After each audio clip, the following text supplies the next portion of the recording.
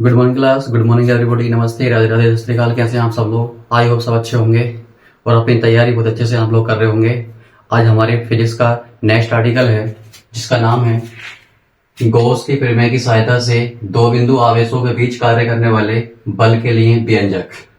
ठीक है, या फिर इसी क्वेश्चन को इस तरीके से पूछा गया है कि गॉस के प्रमेय की सहायता से कूलॉम के नियम का निगमन। ठीक है, 5 नंबर में क्वेश्चन आ चुका है। 2018 में क्वेश्चन पूछा गया है, 20 में पूछा गया है, 23 में पूछा गया है।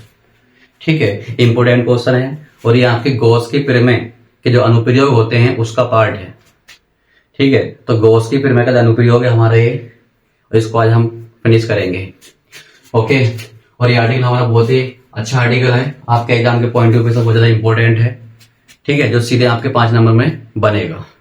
ठीक है, तो कूलॉम के जो नियम होता है, आपका कूलॉम का नियम जो होता है वो हालांकि बहुत रेयर चांस होते हैं उसको पूछने के, बट गॉस की प्रमेय की सहायता से जो कूलॉम का नियम का जो निगमन है, जो सूत्र आता है निकल के, वो F बराबर के Q1 Q2 upon R square. ठीक है, वो इसमें हम सिद्ध करने वाले हैं गॉस की प्रमेय की सहायता से। चलिए गाइस, क्लास को शुरू करते हैं। देखिए, हमें करना क्या है, हमने एक बिंदु आवेश लिया, एक बिंदु आवेश,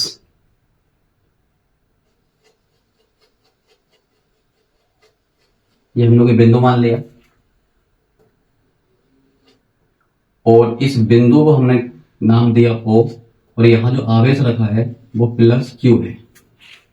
ठीक है, तो ये जो हमारा आवेश है एक बिंदु पर स्थित है, इसलिए इसको क्या बोलेंगे हम लोग, बिंदु आवेश।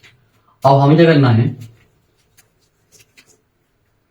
गॉस के प्रमेय की सहायता से आवेशों के बीच कार्य करने वाले जो बल होता है उसका व्यंजक हमें स्थापित करना है।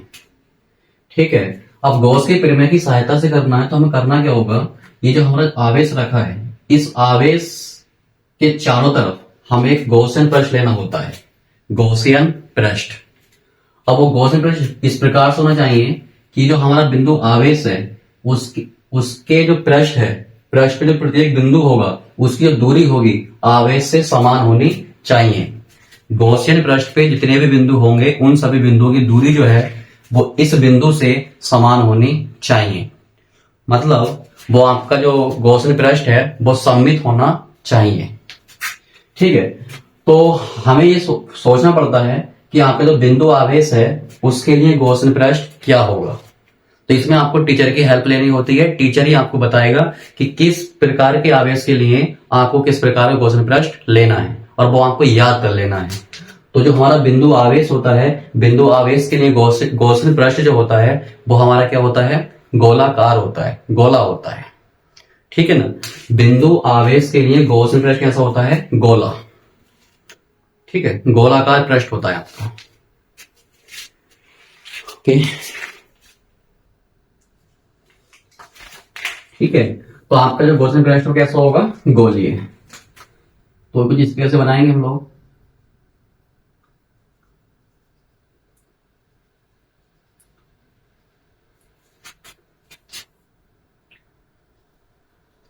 ये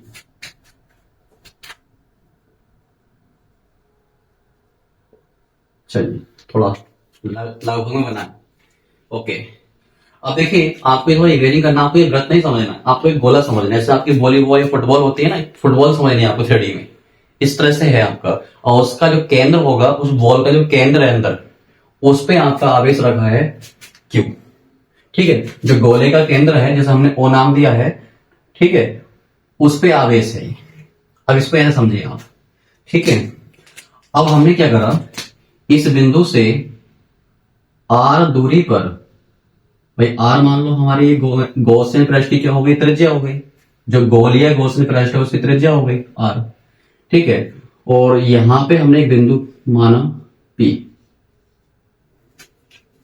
ठीक, और बिंदु P पर हमने एक छोटा क्षेत्रफल अवयव ले लिया, जिसको बोला हमने dA। छोटा सा अवयव ले लिया हमने, क्षेत्रफल अवयव dA। और यहां पे हमने इस बिंदु P पर, जो बिंदु P है हमारा, इस बिंदु P पर हमने मान लिया यहां पे प्लस Q0 आवेश है, धन परीक्षण आवेश है क्यू नॉट। आप इसके बारे में जानते हैं, बता रखा है पहले। ठीक है, अब देखिए ये प्लस है, ये प्लस है, प्लस प्लस को क्या करेगा, प्रतिरक्त करेगा। तो जो बल की दिशा होगी इस तरफ होगी, इस तरह से, और जो बल की दिशा होती है वही हमारी तीव्रता की दिशा होती है। तो जो वैद्य क्षति की तीव्रता होगी उसकी दिशा भी क्या होगी, सेम ये होगी, ई वेक्टर। ठीक, इसी प्रकार से हम लोग और भी कहीं बिंदु ले सकते हैं। इस प्रकार से हमने मान लिया क्षेत्रफल ये ले लिया डीए,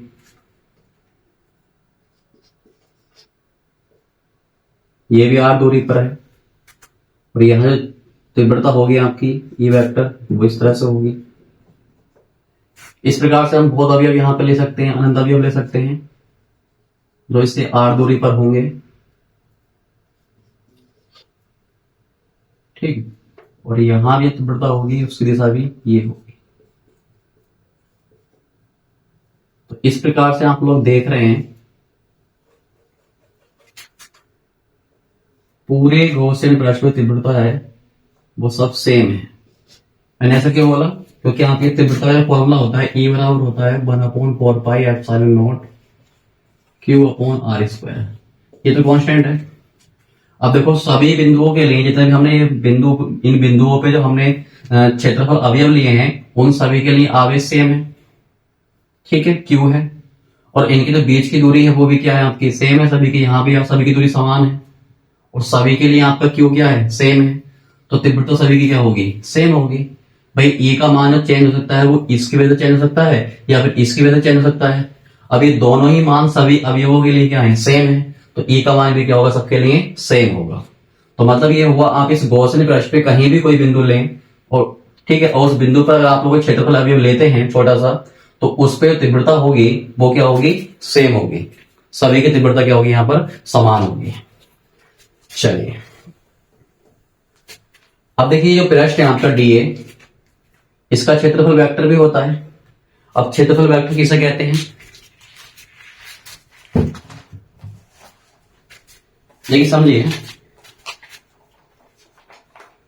हमारे पास ये गैस पेपर है, ये इसका पृष्ठ है, और इस पृष्ठ का क्षेत्रफल वेक्टर होगा, इस पृष्ठ का क्षेत्रफल वेक्टर होगा वो इस पृष्ठ के लंबवत होता है, लंबवत और बाहर की तरफ होता है। थ्री के केस में क्या होगा, पृष्ठ से लंबवत होगा और बाहर की तरफ होगा, इस तरह से। अगर मैं अपनी बोर्ड की बात करूं तो ये मेरा बोर्ड है, इस बोर्ड का ये जो पृष्ठ है इसका, इस पृष्ठ का क्षेत्रफल वेक्टर होगा वो इस पृष्ठ के लंबवत होगा और बाहर की तरफ होगा हमेशा। ठीक है, अब यहां जो हम बात कर रहे हैं वो हमारा पृष्ठ कैसा है, गोलीय पृष्ठ है। अब गोलीय पृष्ठ में क्या होता है, आपके पास कोई अगर गोला है और उसके केंद्र से आप लोग इस तरह से अगर रेखाएं गुजारते हैं इस तरह से, ठीक है, तो ये सब क्या करती हैं, पृष्ठ से 90 डिग्री कोण बनाती हैं सब। आप घर बैठ के प्यार से इसको नाप लेना, 90 डिग्री ही आएगा। ठीक है, अगर आपने गोले के केंद्र से अगर कोई रेखा इस प्रकार से खींचते हैं कि वो पृष्ठ से होकर गुजरे, तो वो हमेशा पृष्ठ के साथ 90 डिग्री कोण बनाती है। तो इस प्रकार से जो हमारा क्षेत्रफल वेक्टर होगा वो पृष्ठ के लंबवत होता है। तो ये जो पृष्ठ है हमारा ये वाला, इसके लंबवत कैसे गुजार सकते हो कि आप उस क्षेत्रफल वेक्टर को कहां से लें, केंद्र से। तो केंद्र से दिशा में लेने वाले हम लोग, ये दिशा होगी उसकी। ठीक है, तो जो हमारा डीए वेक्टर होगा उसकी दिशा भी ये होगी। यहां बात करें तो इस प्रकार से होगी।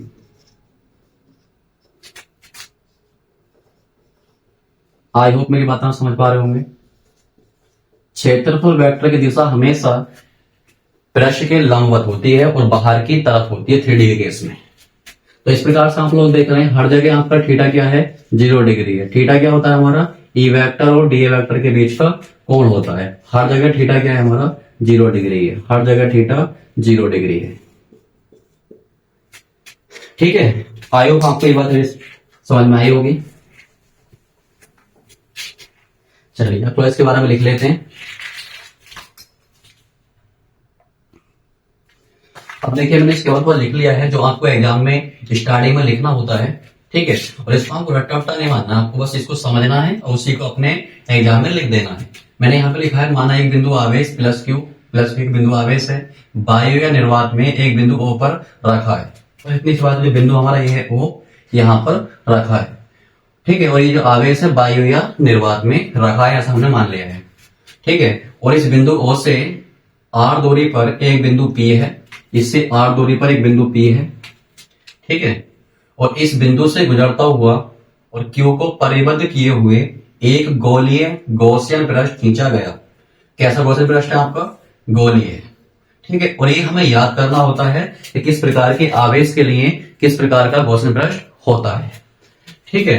तो ये जो गॉसियन पृष्ठ है वो बिंदु P से होते हुए और Q को परिबद्ध करते हुए, परिबद्ध मतलब उसके चारों तरफ, मतलब आवेश जो है आपको उसके अंदर आना चाहिए, पृष्ठ के अंदर, ठीक है।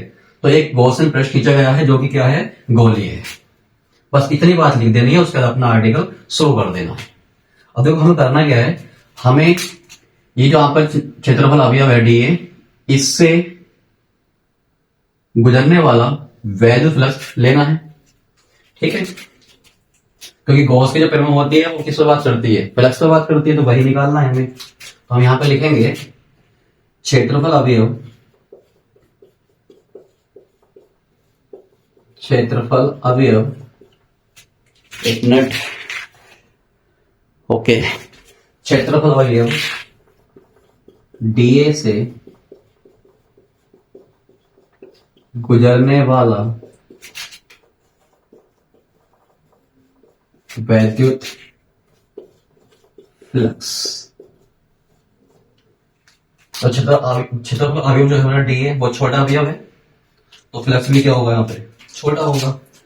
तो D फाई E बराबर होगा E vector dot DA vector. Dot मतलब अदिश गुणनफल होता है। जब हम इसको ओपन करते हैं तो क्या आता है? ये E DA cos theta. E क्या है? E वेक्टर का परिमाण, और DA क्या है? DA वेक्टर का परिमाण, क्षेत्र जो आपका क्षेत्रफल वेक्टर है उसका परिमाण, cos थीटा। और यहाँ जो थीटा है वो आपका E वेक्टर और DA वेक्टर के बीच का कोण है, ठीक है। और यहां पे जो थीटा है वो कितना है? 0 डिग्री। और cos 0 डिग्री की जो वैल्यू होती है वो 1 होती है। इस प्रकार से EDA इंटू 1।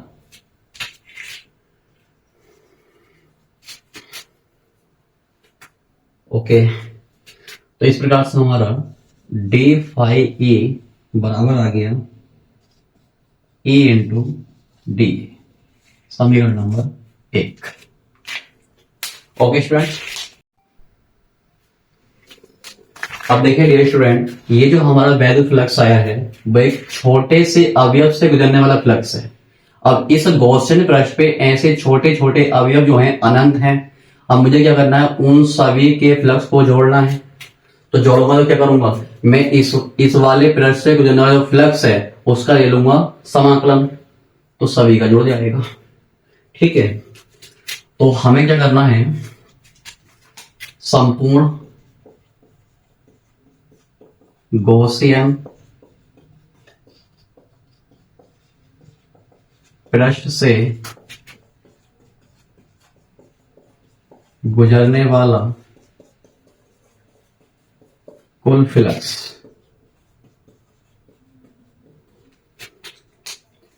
क्या होगा? आप इसका ले लें पृष्ठीय समाकलन, पृष्ठीय समाकलन। क्योंकि आपको समाकलन किसका करना है? पृष्ठ का करना है, अंदर से मतलब नहीं है आपको पृष्ठ का समाकलन करना है। तो इसके लिए हम ये इस तरह दिखाना होता है, इसका मतलब है पृष्ठीय समाकलन। इधर भी कैसे करेंगे हम लोग? EDA। अब देखिए यहां पे हम 1 मान लेंगे, ठीक है। अब देखो इसका मतलब ये हुआ, 1 नहीं, सॉरी रहने देते हैं उसको। इसका मतलब ये हुआ, आपने D फाई A का जब हमने ये पृष्ठीय समाकलन लिया तो इसका मतलब ये हुआ पूरे पृष्ठ का, पूरे पृष्ठ से गुजरने वाला फ्लक्स, इस संपूर्ण पृष्ठ से बाहर की तरफ गुजरने वाला वैद्युत फ्लक्स। तो वो क्या है हमारा? Phi E। देखो E जो है हमारा E, वो जितने भी हमारे यहाँ पे क्षेत्रफल अवयव में छोटे छोटे, इन सभी के लिए क्या है? ये सेम है, समान है इसका मान। अब ये वैल्यू हमारी सभी पृष्ठों के लिए सेम है, जितने भी हमने छोटे छोटे अवयव लिए हैं ये क्षेत्रफल अवयव उन सभी के लिए क्या है, ये समान है। या ऐसे बोल सकते हैं गॉसियन पृष्ठ के प्रत्येक बिंदु पर ई का मान क्या है, समान है। ठीक है, इसलिए इस वैल्यू को हम क्या करेंगे, बाहर कर लेते हैं, समाकलन से बाहर। जो वैल्यू सेम होती है सभी के लिए वो हमारी समाकलन से बाहर रहती है। ठीक है, अब देखिए ये क्या है, इसका मतलब है जो हमारा संपूर्ण पृष्ठ है उस संपूर्ण पृष्ठ का क्षेत्रफल, संपूर्ण पृष्ठ का क्षेत्रफल। और संपूर्ण पृष्ठ कैसा है, हमारा गोलीय है, पे गोलीय पृष्ठ है, और गोलीय पृष्ठ का क्षेत्रफल होता है 4πr²। 4πr²। ये आपको याद कर लीजिए, आपने हाई स्कूल में मैथ अगर आप रहा होगा तो आपको ये पता होगा। ठीक है, और जिन लोगों को मैथ नहीं रहा है उनके लिए मैं बता रहा हूं कि जो आपका गोलीय पृष्ठ होते हैं उन गोलीय पृष्ठ का क्षेत्रफल होता है वो 4πr² होता है। ठीक है, अब इसको मान लेंगे हम लोग समीकरण 1। अब बात करेंगे गॉस की प्रमेय की सहायता से। गॉस की प्रमेय से, गॉस की प्रमेय क्या कहती है कि जो हमारा फ्लक्स होता है फाई ई वो Q/ε0 होता है। Q/ε0 मतलब इस पृष्ठ के अंदर जो आवेश रखा है उसको भाग लगा देंगे इससे ε0 से। तो आवेश कितना है, Q, भाग लगा दिया ε0 से।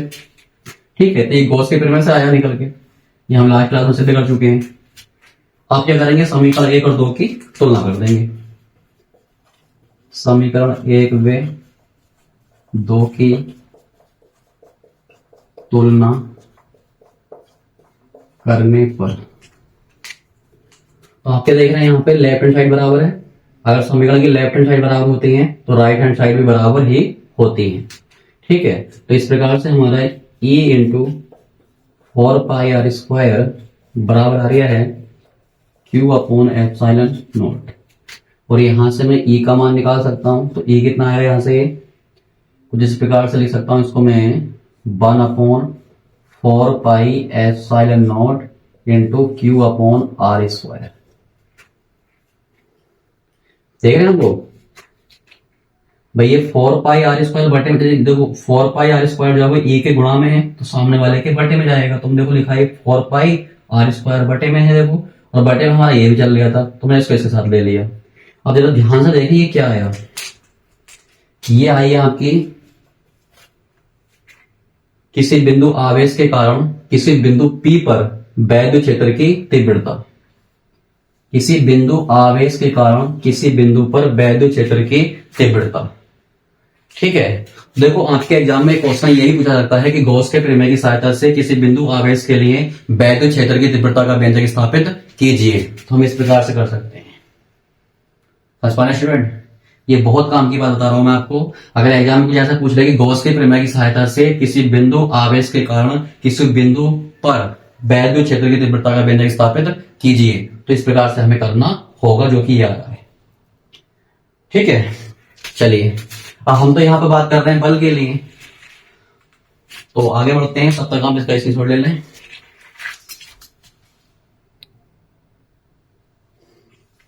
चलिए देखिए, हमें क्या निकालना है, हमें तो बल निकालना है। तो हम जानते हैं, अगर मैं बात करूं प्लस Q आवेश के कारण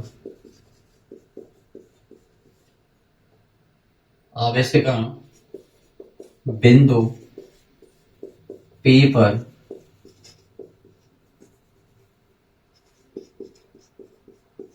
लगने वाला बल, ये बिंदु P है उस पर लगने वाला बल। ठीक है, और भाई बिंदु P पर हमारा एक धन परिक्षण आवेश रखा है Q0 प्लस Q0। तो ये प्लस तो ये इसके ऊपर क्या लगाएगा, बल लगाएगा। लेकिन ये जो आवेश होता है हमारा ये वाला, ये इसके ऊपर बल नहीं लगा सकता, क्योंकि इसकी जो वैल्यू होती है बहुत ही छोटी होती है। लगभग इसकी वैल्यू होती है आपकी, क्या होती है, 0 के आसपास होती है। बस इसका इस्तेमाल हम लोग क्या करते हैं, परीक्षण के लिए करते हैं केवल, इसलिए इसका नाम दिया गया है परीक्षण आवेश। ठीक है, ये इतना छोटा आवेश होता है कि अपना कोई वैद्युत क्षेत्र चुंबकीय क्षेत्र उत्पन्न नहीं कर सकता, बस ये किसी दूसरे का वैद्युत क्षेत्र चुंबकीय क्षेत्र को अनुभव कर सकता है केवल। ठीक है, इसलिए ये बंदा इसके ऊपर कोई बल नहीं लगाएगा। जो भी करना है इसी को करना है उसके ऊपर। तो हम ये भी कह सकते हैं कि प्लस क्यू आवेश के कारण धन परिक्षण आवेश क्यू नोट पर आरोपित बल या उस पर लगने वाला बल। ठीक है, तो आप जानते हैं E बराबर होता है F अपॉन क्यू नोट। तो यहां से F कितना आएगा, F बराबर A इंटू क्यू नोट। ठीक है, तो बस यहीं से लगा देंगे F बराबर A इंटू क्यू नोट, और E का मान हम निकाल चुके हैं। ठीक है, E का मान यहां पर रख देंगे, F बराबर 1/4πε0 into q upon r square. ये वैल्यू हमारी E की हो गई और गुणा में चले हमारा क्यू नोट। इस प्रकार से हमारा क्या हुआ है, दो बिंदु आवेशों के बीच में लगने वाला बल निकल आया। ठीक है, और यही आप लोगों ने पढ़ा है कूलाम के नियम में, यही होता है हमारा कूलाम का नियम। यह है